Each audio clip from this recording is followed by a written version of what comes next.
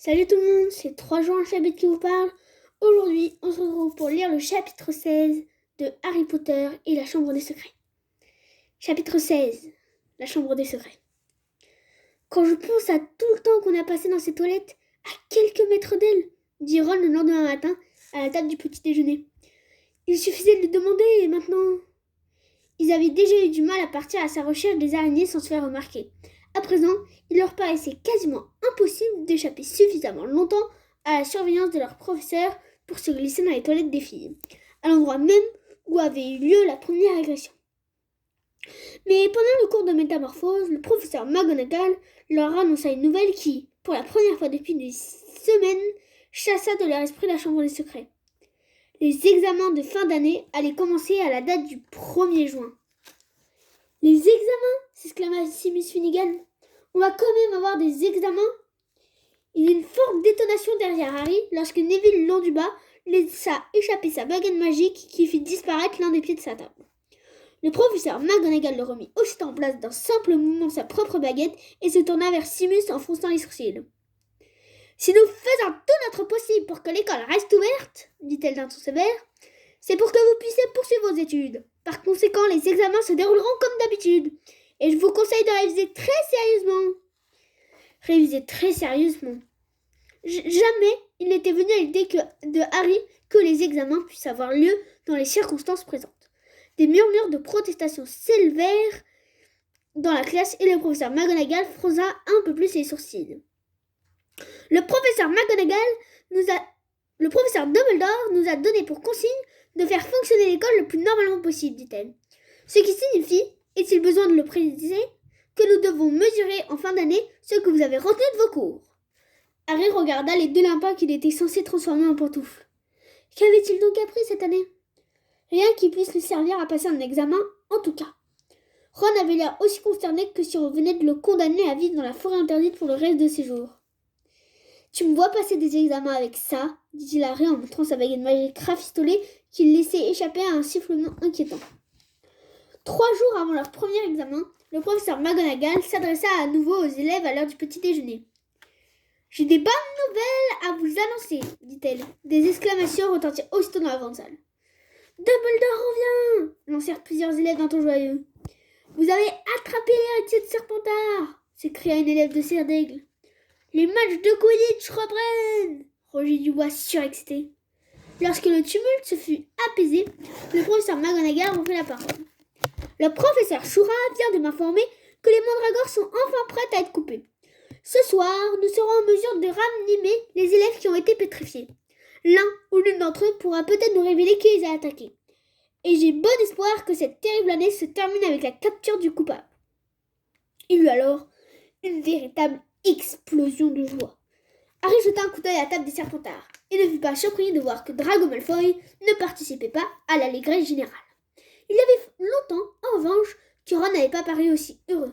« Maintenant, on n'a plus besoin de rien demander à Mimi, dit-il à Harry, et Hermione pourra sans doute répondre à toutes les questions quand elle se réveillera. Elle va être folle quand elle saura qu'on a les examens dans 3 jours. Elle n'aura pas eu le temps de réviser. Il vaudrait peut-être mieux la laisser dans l'état où elle est jusqu'à ce qu'il soit terminé. » À cet instant, Ginny vint s'asseoir à côté de Ron. Elle avait l'air tendue, inquiète, et Harry remarqua qu'elle n'arrêtait pas de se tordre les mains. « Qu'est-ce qui se passe ?» demanda Ron d'un air hébété. Ginny ne répondit pas. Elle regardait à droite et à gauche d'un air apeuré qui rappelait à quelqu'un Harry, mais il n'aurait pas su dire qui. « Allez, vas-y, raconte !» dit Ron. Harry se rappela soudain à qui Ginny le faisait penser. Elle se balançait légèrement sur sa chaise, d'avant en arrière, exactement comme Dobby lorsqu'il était sur le point de révéler quelque chose qu'il n'avait pas le droit de dire. « Il faut que je te dise quelque chose, » murmura Ginny en évitant soigneusement de regarder Harry. « Quoi ?» demanda celui-ci. Ginny semblait avoir du mal à trouver les mots qui convenaient. « Quoi ?» répéta Ron. Ginny ouvrit la bouche, mais aucun son n'en sortit. Harry se pencha en avant et parla à voix basse pour que seul Ginny et Ron puissent l'entendre. « Ça concerne la chambre des secrets ?» demanda-t-il. « Tu as vu quelque chose qui t'a paru suspect ?» Ginny prit une profonde inspiration, mais à ce moment précis, Percy vous est apparu, le teint pâle, le visage fatigué. « Si tu as fini de manger, je vais prendre ta place, Ginny, dit-il. Je meurs de faim. Je viens de faire une tournée d'inspection. » Ginny se leva d'un bond, comme si elle avait reçu une décharge électrique. Elle lança à Percy un bref regard d'effroi et s'enfuit aussitôt. Percy se laissa tomber sur la chaise libre et prit une tasse au milieu de la table. « Percy !» dit Ron d'un ton furieux. Elle s'apprêta à nous dire quelque chose d'important. « Quel genre de chose important ?» demanda-t-il en toussant. Je lui ai demandé si elle avait rien vu d'anormal et elle a commencé à dire que... « Oh, mais ça n'a rien à voir avec la chambre des secrets, coupa Percy. »« Comment le sais-tu » s'étonna Ron. Si tu tiens vraiment à savoir, voilà. L'autre jour, Ginny est tombée sur moi, alors que j'étais bon, peu importe. Elle m'a vue en train de faire quelque chose et je lui ai dit de l'en parler à personne. Je croyais qu'elle tiendrait parole, mais de toute façon, ce n'est vraiment rien du tout. Harry n'avait jamais vu Percy aussi mal à l'aise. « Qu'est-ce que tu étais en train de faire » demanda Ron avec un sourire. « Vas-y, dis-nous, je te promets qu'on se moquera pas de toi. » Percy, lui, n'avait pas la moindre envie de sourire. « Passe-moi les petits pains, Harry, dit-il. Je meurs de faim. » Harry savait que tout le mystère serait peut-être résolu dès le lendemain sans leur aide. Mais si l'occasion se présentait de parler à Mimi, il ne voulait pas la laisser échapper. Pour sa plus grande joie, cette occasion lui fut donnée au milieu de la matinée, alors que Gilles de Roi Lockhart les accompagnait au cours d'histoire de la magie. Lockhart, qui leur avait si souvent assuré que tout danger était écarté, ce que les faits avaient démenti, était à présent convaincu qu'il n'était plus besoin d'escorter les élèves entre les cours. Ses cheveux n'étaient pas aussi soignés qu'à l'ordinaire. Apparemment, il était resté debout la plus grande partie de la nuit pour patrouiller au 4e étage. « Souvenez-vous de ce que je vous ai dit, déclara-t-il. Quand ils se réveilleront, les premiers mots qu'ils prononceront, ce seront... C'était Hagrid. Très franchement, je m'étonne que le professeur McGonagall estime encore nécessaire de prendre toutes ces mesures de sécurité. »« Je suis d'accord avec vous, monsieur, » dit Harry. Ron fut tellement surpris qu'il laissa tomber ses livres par terre. « Merci, Harry, dit le cœur d'un ton aimable. Nous autres professeurs avons suffisamment à faire sans être obligés en plus de vous accompagner dans les couloirs. »« Ça c'est vrai, dit Ron. Vous feriez mieux de nous laisser continuer tout seul, monsieur. Nous n'avons plus qu'un couloir à parcourir. »« Vous avez raison, Weasley. C'est ce que je vais faire, dit Lockhart. Il vaut mieux que j'aille préparer mon prochain cours. » Et il s'en alla. Préparer son cours, ricana Ron, se recoiffer plutôt. Ils laissèrent les autres élèves de Gryffondor passer devant eux, puis ils se précipitèrent dans un couloir latéral et se hâtèrent en direction des toilettes de Mimi Gignard. « Potter! Weasley! Qu'est-ce que vous faites là ?» Harry et Ron se figèrent sur place. C'était le professeur McGonagall, l'élève plus mince que jamais.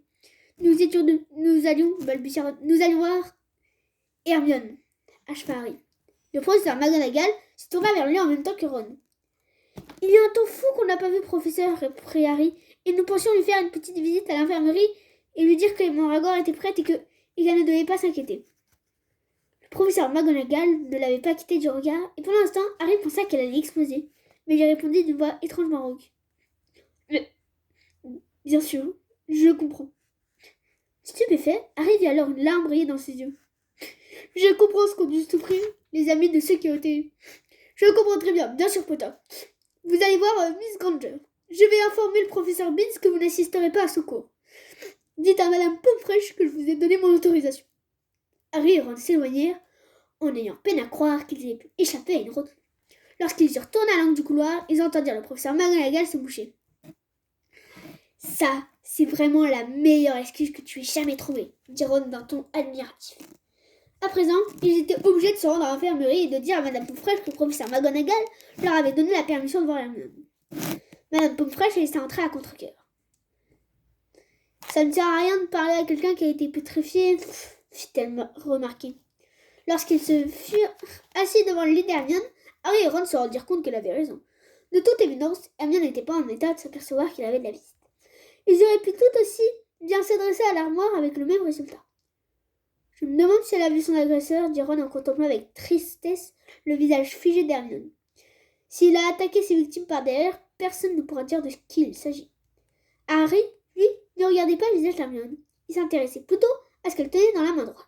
En se penchant, il vit un morceau de papier froissé entre ses doigts crispés. Après s'être assuré que Madame Pomfrey ne se trouvait pas à proximité, il montra le papier à Ron. « Essaye de le prendre, » murmura celui-ci en déplaçant sa chaise pour cacher Harry. La tâche ne fut pas aisée.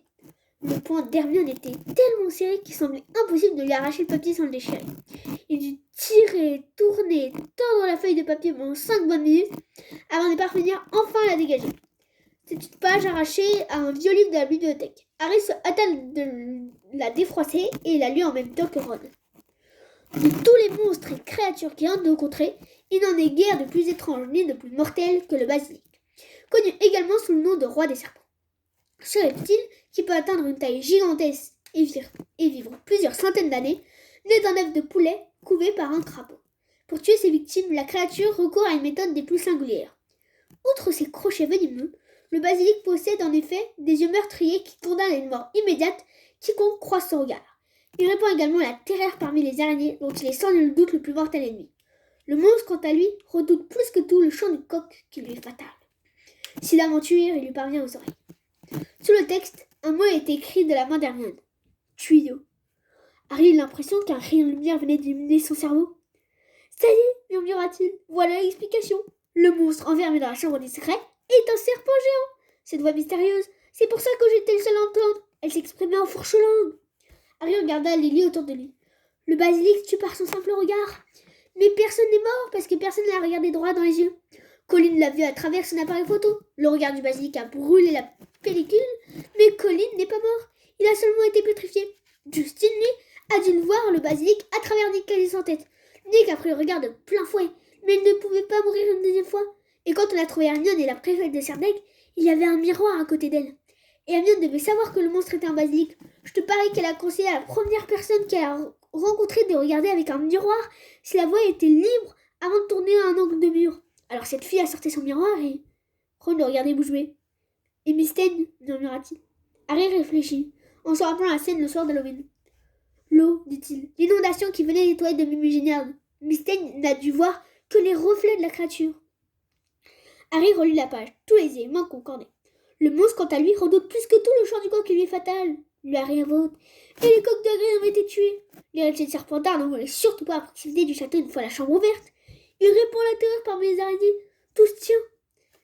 Mais comment le basilic a pu se déplacer sans qu'on le voie demanda Ron. Un serpent aussi énorme. Quelqu'un l'aurait vu.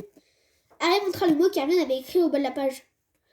Les tuyaux, dit-il. Ils se déplaçaient dans la plomberie. Quand j'entendais sa voix, elle venait de l'intérieur des murs. Ron saisit soudain le bras d'Harry. L'entrée de la chambre des secrets, dit une voix rauque. Et si c'était dans les toilettes? Si c'était dans les toilettes de Mimi Géniard? Acheva Harry. Ils restèrent un instant silencieux, les yeux écarquillés. Ils avaient peine à croire ce qu'ils venaient de découvrir.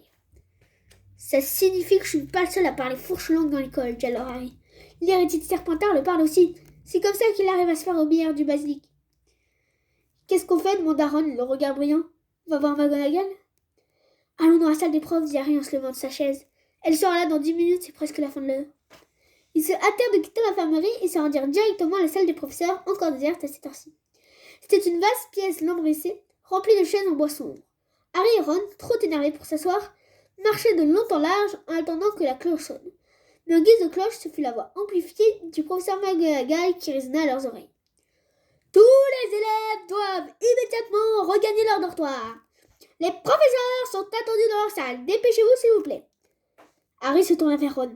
Une nouvelle attaque? Maintenant? Qu'est-ce qu'on fait demanda Ron effaré. On retourne au dortoir? Non, répondit Harry, en jetant un coup d'œil autour de lui. Sur leur gauche, il y avait une sorte de grande penderie remplie de capes de professeurs.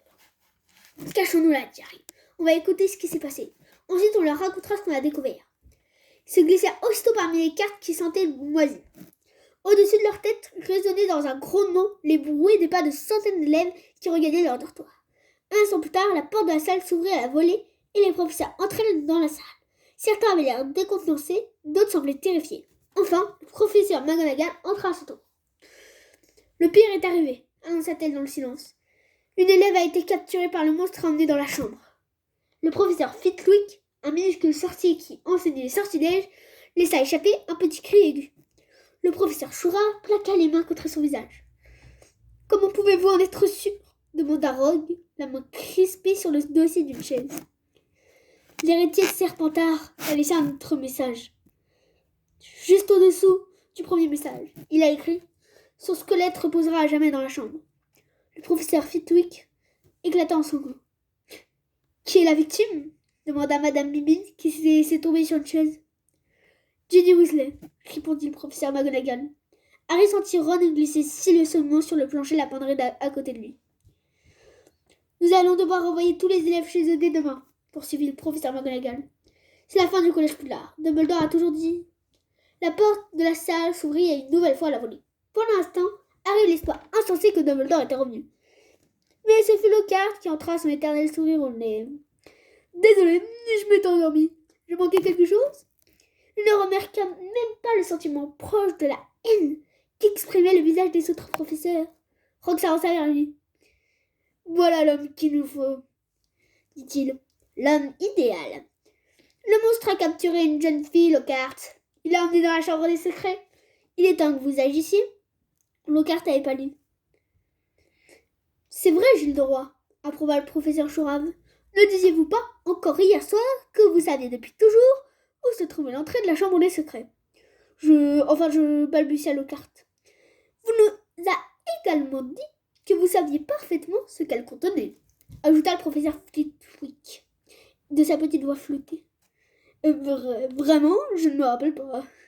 Je me souviens de vous avoir entendu dire que vous regrettiez de ne pas avoir eu l'occasion de vous trouver face au monstre avant que Hagrid soit arrêté, déclara Rogue. Vous avez affirmé que toute cette affaire avait été très mal menée et qu'on aurait dû vous donner carte blanche depuis le début. Lockhart regarda ses collègues qui le fixaient avec un visage de marre. Non, vraiment, je n'ai... vous m'avez sans doute mal compris. Nous comptons donc sur vous, Gilles de Roi, dit le professeur McGonagall. Il vous faudra agir dès ce soir. Nous ferons en sorte que personne ne vienne vous déranger. Comme ça, vous pourrez neutraliser le monstre à vous tout seul. Vous aurez enfin carte blanche. Lockhart lançait des regards désespérés, mais personne ne vint à son secours. Il paraissait beaucoup moins séduisant à présent. Ses lèvres tremblaient sous son agréable sourire. On remarquait son menton fuyant et son visage étriqué. Très bien, dit-il. Je vais dans mon bureau me préparer. Et il quitta la salle. Bien, dit le professeur McGonagall, l'air dédaigneux. Au moins, nous ne l'aurons plus dans nos pieds. Maintenant, il nous faut informer les élèves de ce qui s'est produit. Vous leur direz que le Poudlard Express les ramènera chez eux dès demain matin. Et assurez-vous que tous les élèves ont bien regagné leur dortoir. Un par un, les professeurs sortirent de la pièce. J'ai vu probablement la pire journée que Harry ait jamais connue. Il était assis avec Ron, Fred et George dans un coin de la salle commune de Gryffondor. Personne ne disait un mot. Percy n'était pas là. Il avait envoyé un bout à monsieur et madame Weasley, puis il était monté s'enfermer dans son dortoir. Jamais un après-midi n'avait paru si long, et jamais il n'y avait eu tant de monde dans la tour de Gryffondor. Au crépuscule, incapable de rester assis là plus longtemps, Fred et George allèrent se coucher. Elle savait quelque chose, Harry, dit Ron qui ouvrait la bouche pour la première fois depuis qu'il s'était caché dans la salle des professeurs. C'est pour ça qu'elle a été capturée. Ce qu'elle voulait nous dire n'avait rien à voir avec les imbécilités de Percy. Elle avait découvert quelque chose sur la chambre du secret. C'est la seule raison possible.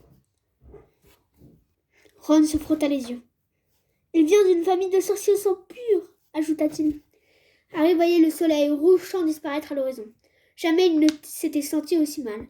Si au moins ils avaient pu faire quelque chose, n'importe quoi. Harry, dit Ron, est-ce que tu crois qu'il y a une chance qu'elle ne soit pas... Harry ne sut quoi répondre. Il ne voyait pas comment Ginny aurait pu être encore vivante. Tu sais quoi, dit Ron. Je crois qu'on devrait aller voir Lockhart et lui raconter ce qu'on sait. Il va essayer d'entrer dans la chambre, on peut lui dire où elle se trouve. À notre avis, et lui révéler qu'elle abrite un basilic. Harry approuva. Cela valait mieux que de rester là et de ne rien faire. Les autres élèves assis autour d'eux étaient tellement abattus et désolés pour les Weasley